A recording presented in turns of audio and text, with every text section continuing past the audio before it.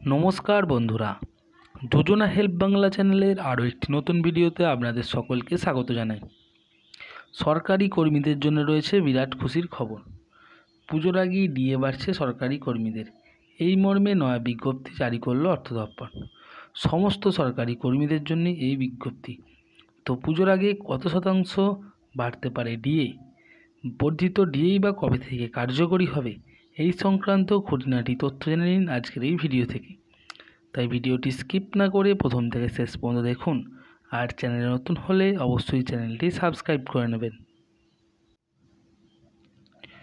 পুজোর আগে ডিএ বাড়ছে সরকারি কর্মীদের, কার বেতন কত বাড়বে হিসাব দেখে নিন।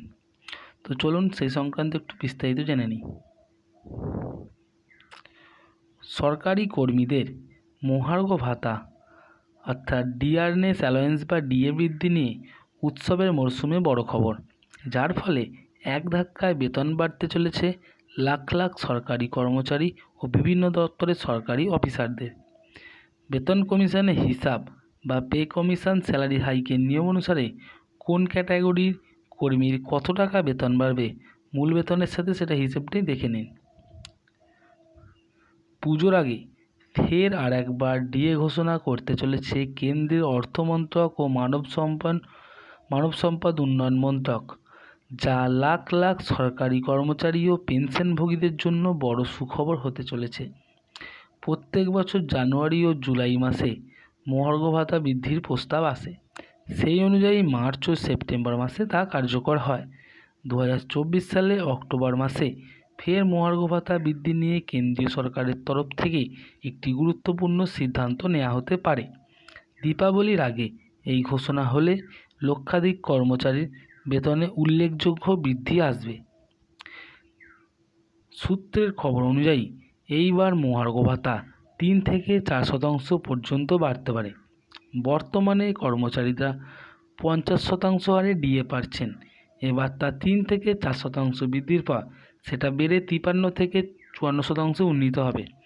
তো 2024 সালে মার্চ মাসেও 4% ডিএ বৃদ্ধি করা হয়েছিল, যার ফলে কর্মচারীরা 46%-এর পরিবর্তে 50% হারে ডিএ পাচ্ছিলেন। এবার অনুরূপ বৃদ্ধি হলে সরকারি কর্মচারীদের মাসিক বেতন আরও কিছুটা বাড়বে। কতটা বেতন বাড়বে?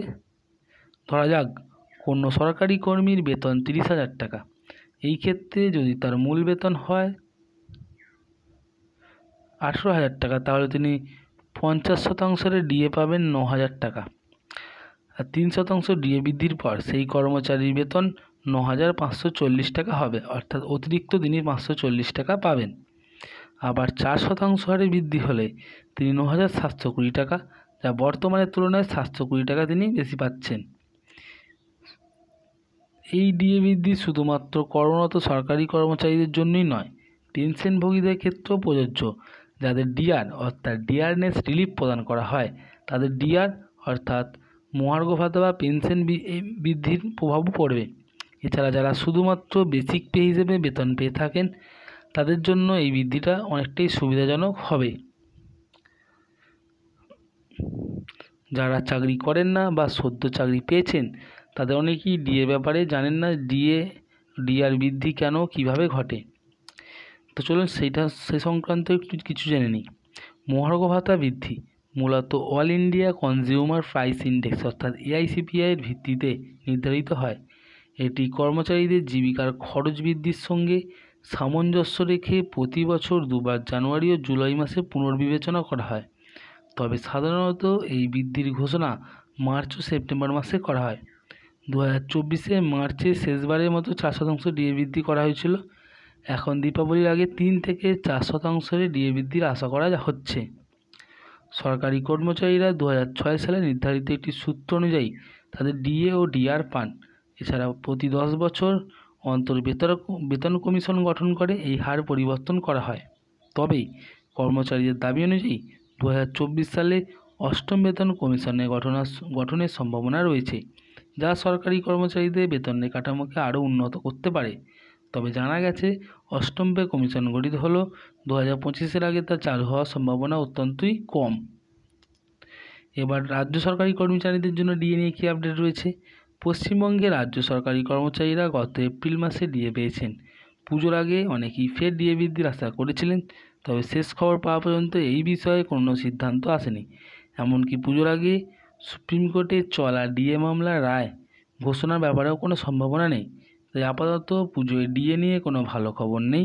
এ ব্যাপারে আপডেট জানতে অবশ্যই আমাদের এই চ্যানেলটিকে ফলো করবেন। তো বন্ধুরা, এই ছিল সরকারি কর্মচারীদের ডিএ বৃদ্ধি সংক্রান্ত আপডেট। যদি ভিডিওটি ভালো লাগে অবশ্যই চ্যানেলটিকে সাবস্ক্রাইব করে নেবেন এবং পাশে থাকবেন। ধন্যবাদ।